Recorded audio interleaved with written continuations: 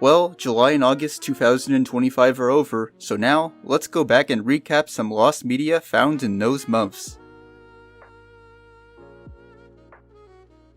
In 2003, a SpongeBob-themed ride would debut in Flamingo Land Resort and many Paramount Park locations, such as Camp Snoopy and Mall of America and Kings Island, and it was called SpongeBob SquarePants 4D. Although it was also referred to as SpongeBob SquarePants The Ride and SpongeBob SquarePants 3D. And it was a motion simulator ride that featured SpongeBob teaching ride-goers how to make a Krabby Patty, before losing a pickle and going on a wild goose chase to find the pickle and finish making the Krabby Patty. The ride would end up being received well and become quite memorable for its various effects and internet memes that have since came from it, with parks being known to have TVs in their queues that feature a pre-show video of SpongeBob in a line for an unknown attraction while introducing himself to parkgoers, talking about how great it is waiting in line, talking about different SpongeBob characters, and talking about various memories he had from the show, with those said memories being featured in the video. And the pre-show video served as a way to make sure people waiting in line would not get bored. Eventually, the ride would get shut down and no longer appear in theme parks, with its pre-show video never being shown to the public, with only short clips and photos from it being available online, albeit in very poor quality and incomplete. However, the full pre-show video would end up being completely found on July 6, 2025, when Lost Media YouTuber / ex-user Lost Media Busters would upload a video that featured the entire pre-show video, albeit in very poor quality. And apparently, Lost Media Busters found the video after an ex-user named GreenFangCTR sent the video to him after revealing that the whole video was downloaded from an old YouTube video before it was deleted. Nick Arcade is a Nickelodeon game show that aired new episodes from January to November of 1992, with it running for a total of 2 seasons. And it featured 2 teams of 2 contestants competing against each other for an opportunity to enter the video zone, by moving a character named Mikey through a game board, while answering trivia questions and playing arcade games. And once a team manages to enter the video zone, they'll face off in a virtual arcade game in 3 stages, to defeat a final boss that varies in each episode of the show, with the team receiving a prize for every stage they complete, with the grand prize in the end typically being a vacation to some destination. After the show ended, Nickelodeon would air reruns of it on their main channel until September 28, 1997, before they would air reruns of it on Nick Gas before that channel's demise at the very end of 2007. However, any reruns of any of the show's episodes featured unreasonably altered Consolation prize plugs with prizes that came out way after the show was airing new episodes back in 1992, and it was being done to promote newer material, with them being changed every several months to a year. A total of 84 episodes of Nick Arcade have aired, with only 5 of them having their Consolation prize plugs unaltered in reruns, leaving a total of 79 episodes with their original Consolation prize plugs to be found, with 7 of those 79 episodes being found as of now. And I should also mention that one episode of the series, which is episode 232, aired as a rerun on Nick Gas, but has its original Consolation prize plugs on Paramount+. So that gives us one less episode to find. Recently, on July 15, 2025, an episode of Nick Arcade with its original Consolation prize plug would be found after getting uploaded to YouTube by Strange Dreams. And the episode featured Joe O'Connor, Elizabeth Hess, Melissa Joan Hart, and Jason Zimbler as contestants, who were cast members from the Nickelodeon sitcom Clarissa Explains It All. In the summer of 1999, a grocery store in Fort Worth, Texas named the Mexcia supermarket would get shut down after its owners had declared bankruptcy, since its establisher, Advance Investment, were unable to make the store profitable, and were faced with over $1.14 million owed to various creditors. And eventually the store ended up getting abandoned, with its electricity being shut off by the store's owners. According to Fort Worth's Director of Environmental Management, Brian Borner, he claimed that the owners simply shut off the store's power upon leaving the building. However, according to Fort Worth attorney Stephen Strange, he blamed miscommunication from the bankruptcy trustee that allowed an electric company to shut off Mexcia's supply on October 18, 1999. And during the days after the store's electricity was shut off, It experienced a loss of refrigeration, which caused its meat and fish to become spoiled, with its fruits and vegetables starting to emit ethylene, a hormone that resulted in them over-ripening. The rotting produce and meat inside the store would produce a very strong smell that would attract numerous insects and rodents, such as fruit flies, blowflies, cockroaches, and rats, which would end up quickly consuming all of the store's products, which allowed the pests to breed much more faster, creating even more of them inside the store. And when the summer of 1999 came to an end, the building had become so toxic that deadly gases were surrounding the store and considerably depleting the available oxygen within. Eventually, the deadly gases from the store would expand in size so much that it would become pretty much impossible to ignore, with residents who lived near the store complaining about the growing stench. And this would cause Fort Worth officials to start an investigation where they would try to find Mexcia's owners and contact Comerica Bank, which gave Advance Investment a $975,000 business loan to request its plans for the store's cleanup. To which Comerica would respond by saying that it had contracted A-plus budget movers to resolve the situation, which supposedly would have commenced on November 2nd, 1999. However, the A-plus budget movers would eventually back out of the deal when it became obvious that the Mexcia supermarket was well beyond their level of expertise, and Comerica would refuse to deal with cleaning up the store because they were not Mexcia's legal owner, leaving the store to deteriorate and become even more disgusting on the inside. While Mexcia was continuing to deteriorate, the Fort Worth Health Department would declare the supermarket as a health hazard, with the store's rotten smell and its deterioration becoming an even bigger problem in Fort Worth, resulting in an effort to investigate the store to commence, starting with the Fort Worth Department of Environmental Management officials assessing the store. And before assessing the store, they knew what they were about to do wasn't going to be an easy task, based on the stench coming from the store and the hordes of roaches enveloping the store's windows, and rats coming in and out of the store. And upon workers exploring inside the store wearing air filtering masks to avoid inhaling the store's now deadly stench, they would report that there were so many flies inside of it that they could no longer see their own hands.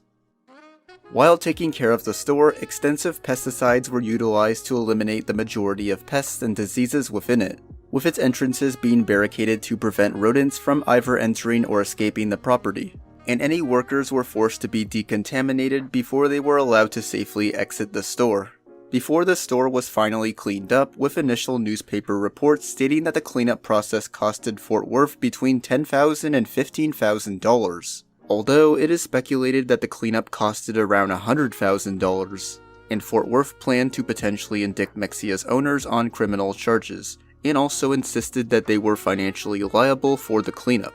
However, Stephen Strange would mention that the owners were not responsible, as the property's ownership had already changed hands, so Mexcia's owners were spared from getting indicted. And skipping forward years later, the site where the Mexcia supermarket once stood would become the site for a Dollar General store, which is still there to this very day. Before the store was cleaned up, it would attract a good amount of media attention, with a few news reports about it being broadcasted on television, with said reports containing footage showing the windows darkened by roaches, numerous scenes of rotting food affected by insects and rodents, as well as mention incidents where people broke into the store and pillaged items. And not only that, but footage from inside the store would later make an appearance in an episode of the show Life After People on the History Channel in 2010. With the footage being filmed by the City of Fort Worth personnel, although most footage from inside the store remains lost as of now, since not all of the available footage was featured in the episode. Skipping forward to July 9th of this year, a YouTuber named KongMNG would upload a video about the Mexcia supermarket containing new photos of the store that were dated November 3rd, 1999, which was when workers in hazmat suits would begin entering the store. And according to KongMNG, the photos were obtained after directly emailing the Fort Worth Environmental Department, to which they sent the photos to him. But things would get even better when on July 15th, 2025, a Discord user named Biscuit Numbers would find clips of the incident from the channel KTVT from footage.net that were supplied by the Conus archive, with metadata showing that they were available to watch online since November 2012, although they were known about by almost no one. So to make them more widely known to internet users, Biscuit Numbers would upload a video to YouTube 3 days later that featured the KTVT clips as well as clips from the channel KXAS that were requested by Ash/Swift and received by P2BBY, with all of the clips in the video being dated from November 12th to December 9th, 1999. I should also mention that there were more people that played a role in Biscuit Numbers' search for the footage, which are these people you are seeing right here. Roary the Racing Car is a children's stop-motion animated series that originally aired in the UK on Channel 5 from 2007 to 2010, before it began airing in the US in 2008 on PBS Kids Sprout, where it produced an American dub for the series, giving all characters in the series new voice actors and accent changes, as well as having some characters' names being changed. And to be better suited for American viewers, the dub replaced any terms that were British with American ones.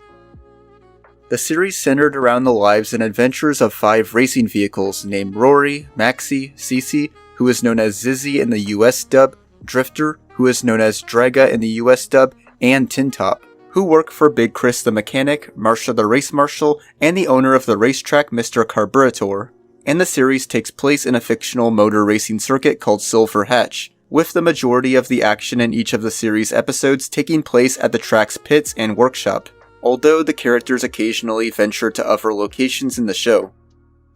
Also, there's a highlight in the series that will sometimes occur, which is a race that will take up the majority of episodes' lengths.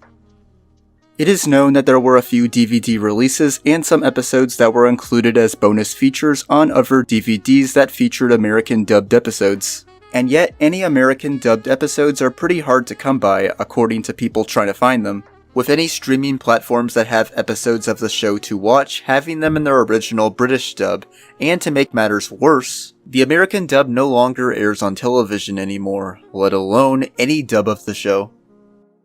As of now, only 20 American dubbed episodes of Roary the Racing Car have resurfaced online, with the most recent American dubbed episodes being found on July 22nd and 30th, 2025, which were titled Workshop Chaos and Roary Slips Up.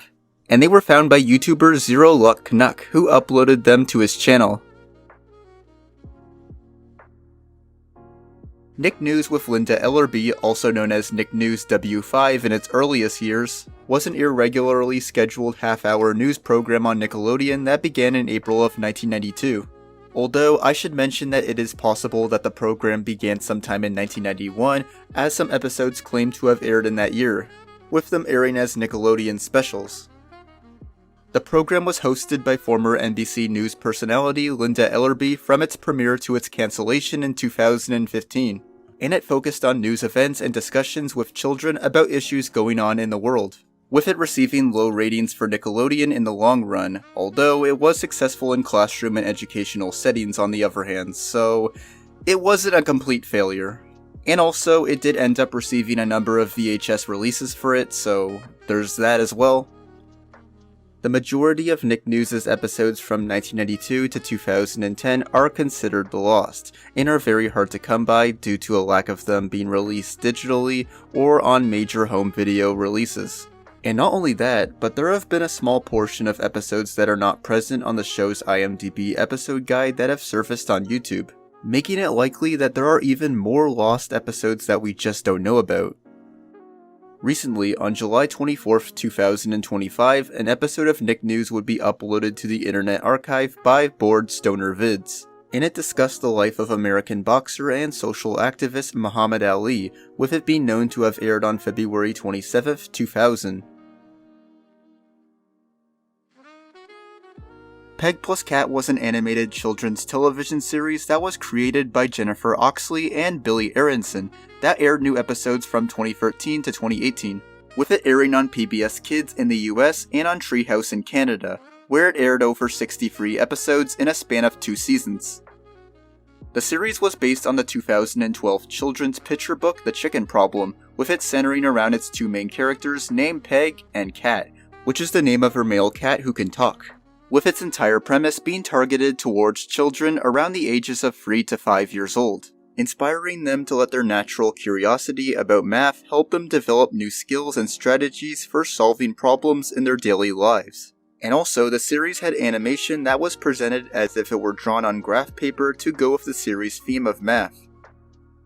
2 years before the series first aired, a pitch pilot for it was made that featured several differences from any of the series' aired episodes, such as the characters Kat and Ramon having different voice actors, with Kat being voiced by Brian McFadden instead of Dwayne Hill, and Ramon being voiced by Miles Harvey instead of Famila Mpumlawana in Season 1 and Jaden Lewis in Season 2. And the pilot was uploaded to the PBS Kids website to help get feedback from viewers on it to know if they should greenlight the show or not, with it having a similar plot to the book The Chicken Problem that would be released 1 year later. Although it did have some differences from the series' first segment of its first episode, which was titled The Chicken Problem, since it was a remake of the 2011 pilot.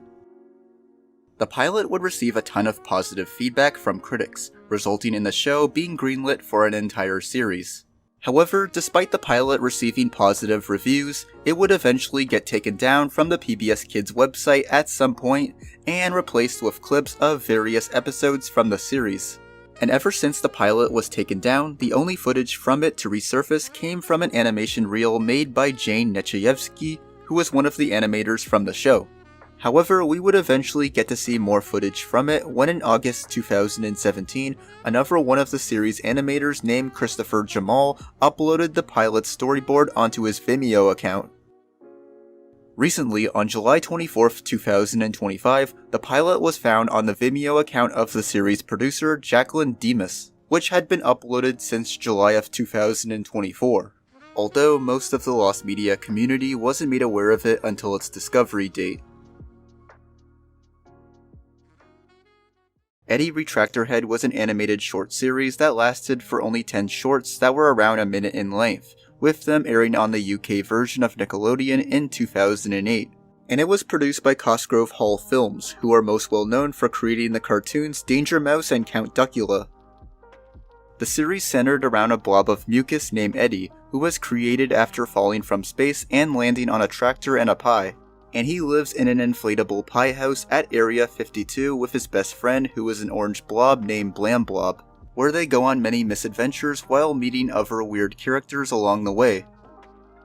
Prior to the entire series being found, the shorts Trailer, Space Day, and Explode-itis were available to watch online for over a decade, and later one of the series' editors, Tracy Cleland, would upload 2 more shorts onto her resume and Vimeo account in 2019, those being House and Speed Photo.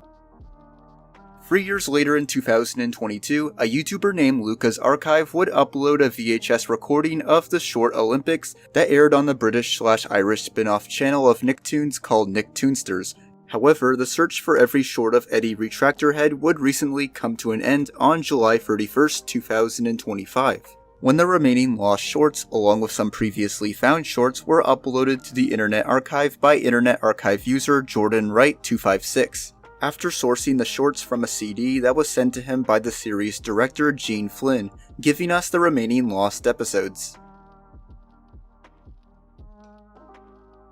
Horrid Henry is a British children's animated television series that was produced by Novel Entertainment, in association with Nelvana for its first series, who distributed the series internationally until 2008. And its first 4 series aired on the network CITV from 2006 to 2019, with its 5th and final series being released on Netflix.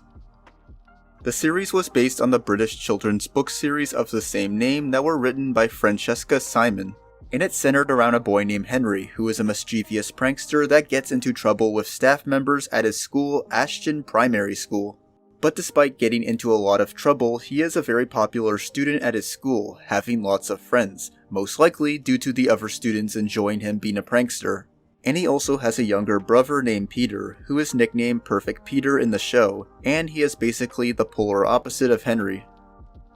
Prior to the series' first airing, Novel Entertainment would produce a short pitch pilot for it in 2003 that was around 1 minute and 10 seconds long. And it was titled Horrid Henry Utterly Wicked, Totally Brilliant, with its animation being done by an unknown studio. And for over more than 2 decades, the pitch pilot was lost, until recently on August 5th, 2025, when it was uploaded to YouTube by The Shampoo is Broken, making it publicly available to watch.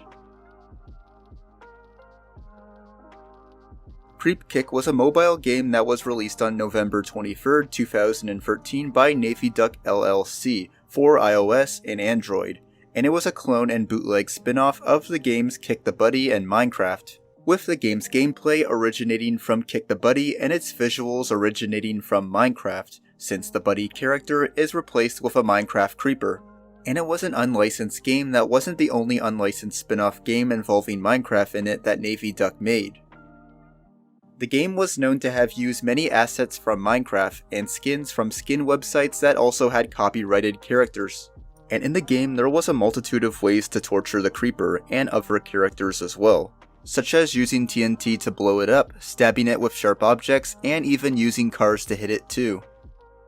Eventually the game would become unavailable to download from both the App Store and Play Store, with it being unknown as to why the game was removed from both stores. Although there is a possibility that Mojang, Minecraft's developer, told either Apple or Google, or both, to take down the game for using assets from their game without their permission. Although we do not know if that theory is true or not. But what we do know is that people who have downloaded the game from their Apple device are unable to get the game from their purchase history because it does not show up, unlike other apps. While the Android version of Creep Kick only has 2 versions that are publicly archived, the iOS version of the game, on the other hand, is extensively archived, with the IPA files for all versions being available on the Internet Archive, with them being uploaded very recently on August 7th, 2025 by Internet Archive user Jostraction. Handy Manny was a CGI animated kids show that was produced by Buena Vista Television and Nelvana Enterprises, which aired on Playhouse Disney from 2006 to 2011, and later on Disney Junior, the replacement channel for Playhouse Disney, from 2011 to 2013. The series centered around its main character, Manuel, who goes by the name Manny, and he lives in the fictional city of Sheetrock Hills, California as a handyman who owns a workshop where he works with anthropomorphic talking tools. Prior to the series' first airing in 2006, an 11-minute pilot was created for it in 2005 that was animated by DKP Studios, who are now known as Jam-Filled Toronto, which is a different animation studio than the one that animated the main series episodes, which was Two Presidents Productions. And it was animated in standard 3D animation instead of self-shading like the main series was in, as well as it being known to feature more simplistic sets, and a main premise that was mostly different compared to that from the main series, with its premise eventually becoming scrapped when Nelvana Enterprises took over production for the series, resulting in Nelvana making their own Handy Manny pilot. As of now, the DKP Studios pilot remains lost, but the Nelvana pilot on the other hand is found, with it being found on August 7th, 2025, when a YouTube user named Cystic uploaded the full pilot to YouTube after they and another YouTube user named Nobian bought it from a crew member who had it on disc. And since the Nelvana pilot was made after the DKP Studios one, it doesn't come to any surprise that we can see the characters and sets more closely resembling their designs from the main series. And also the pilot was animated with the cel shading technique that was used in the main series too. As of now, the only available footage from the DKP pilot that can be seen is from a demo reel from DKP Studios' official website. Oh, I can help! I can help too! I can help 3! And aside from a resume of CG artist Kyron Kelly, who directed the pilot, not much information on it can be found. Sometime not long before 2001, there was a new series that was in production and set to premiere on Fox in 2001, according to an article by Licensing Roundup that featured the Muppets called The Muppets Present, although some sources claimed it was going to be called The All-New Muppet Show. And according to a press release by the Muppets, the show wasn't going to premiere in 2001, but in 2002 instead, to promote the 25th anniversary of The Muppet Show, with it featuring both returning Muppets cast members and new Muppets, and it being set to launch in the US, UK, and Germany. While the show doesn't entirely appear to resemble the original Muppets show, it does resemble it close enough for it to be considered a remake of it, despite a press release denying that it is a remake of the original Muppets show. even though it appears to resemble the original show more than The Muppets Tonight, which was a recent Muppets show at the time, which had received mixed reviews due to it not including many familiar Muppet characters. Eventually, The Muppets Present would end up getting cancelled for unknown reasons. However, a good number of people speculate that the failure of The Muppets Tonight show played a part in the cancellation of The Muppets Present. And after its cancellation, not much information about it ever surfaced. Although the Muppet Wiki does suggest that a pitch presentation for it does exist. And even more interesting is that a script for the show's pilot episode was posted online. Recently, on August 9th, 2025, a YouTube user named Bagel would upload a pitch video for The Muppets Present onto YouTube, after receiving a digitalized copy of it from someone named Chris Stoles, who runs the Muppet Stuff blog and YouTube channel.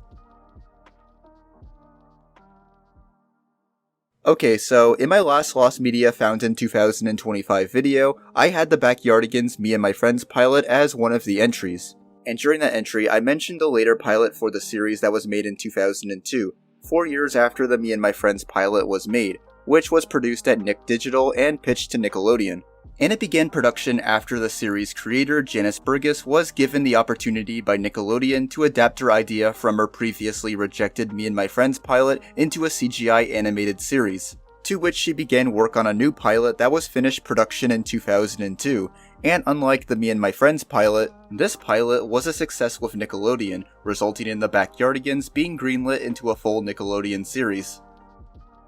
As of now, there are a few known pieces of information about the pilot, such as its script being written by someone named McPaul Smith, who would later go on to be one of the series' main writers until its end in 2010, and only 3 of the 5 main characters from the show being present in it, which were Uniqua, Pablo, and Tyrone, leaving Tasha and Austin left out despite them already having been created as shown in concept art from years prior, as well as some elements from it being reused in the Season 1 episode The Heart of the Jungle. It is also known that the pilot was animated using motion capture, however there was a major difference between the dancers and the character models' proportions, resulting in the animation looking too floaty, which Janice Burgess didn't like as she wanted more precise movements for the characters. So, as a result, the pilot's animators had to change the movements manually to make them look more natural and human-like, by using footage of live-action dancers as a rough guideline. And as for the characters' appearances, they weren't much different from what they would end up looking like in the main series, aside from a few minor differences which are all listed right here. Just like in the Me and My Friends pilot, the backyard also differed from what it would end up looking like in the main series too. Although the differences compared to the main series were way more minor compared to the Me and My Friends pilot, such as Uniqua's house having 3 windows, there being a sandbox instead of a picnic table on the outside, which would end up being in front of Tyrone's house in the main series, and there being a soccer ball and a red bicycle. As of making this video, the only footage from it that can be watched online are clips from it without any audio, which were used in animation reels and in old Nickelodeon promos, and also some screenshots from it were available to be seen online too. But aside from those things that I mentioned, the 2002 pilot is almost entirely lost, and is still almost entirely lost to this day. Although the pilot's intro did get found on August 11th, 2025, when it was uploaded to YouTube by Nobian, who uploaded the pilot to his second channel, Nobian Plus, before his upload got taken down by YouTube not long after it was uploaded, to which he re-uploaded the pilot on the same day of uploading the pilot before. Hey guys, so while I was making this video, a new American dubbed episode of Roary the Racing Car got found on August 23rd called Furz Flips Out. And it was also found by Zero Luck Canuck as well, so there's a quick update for you guys. And those were some pieces of lost media that were found in July and August 2025. So now we shall see what lost media September and October 2025 will bring us. And until those months are over, I will see you guys in my next lost media found in 2025 video.